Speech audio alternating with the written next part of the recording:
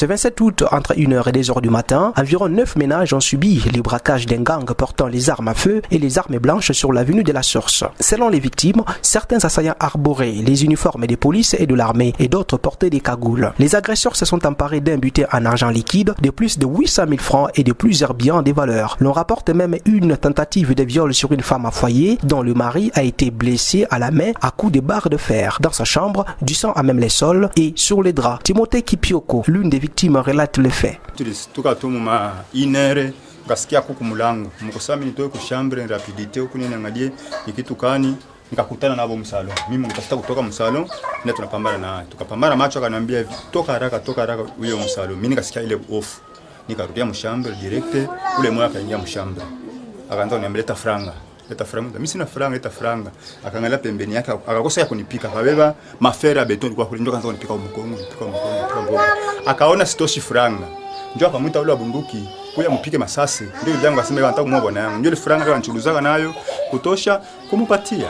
Le député provincial Alexis Katempa est allé rencontrer les victimes sur avenue de la Source. Il s'est aussi rendu dans les quartiers Katambwa où 14 maisons ont été la cible d'une attaque des sans scrupules la nuit du dimanche 23 à lundi 24 août. Dans cette opération, les centres de santé Ewabora n'ont pas été exonérés de l'offensive. Les assaillants munis des machettes et des armes de guerre ont dénudé une femme et l'ont battue à coups de machette. L'infirmier qui était de garde a subi lui aussi des préjudices physiques. En outre, dans ces centres médicaux, les bandits ont volé environ 52 000 francs de téléphones portables et 2 postes radio.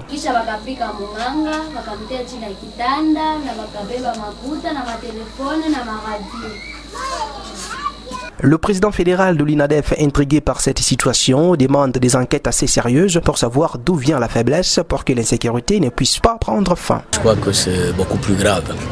Parce que je crois que les autorités qui ont la sécurité dans leurs attributions doivent mettre le bouchon double pour éradiquer l'insécurité dans la ville. Parce que c'est anormal, dans une seule nuit, on cambriole 9 maisons. Et nous venons même voir chez les chefs Katambwa ici, quartier Katambwa, il y a eu 14 maisons, une même nuit. Et les gens sont en train d'être identifiés parce qu'on parle. Il y a des indices sérieux que les autorités doivent suivre pour quand même mettre hors d'état la nuit les malfonds manquer le sommeil à la paisible population.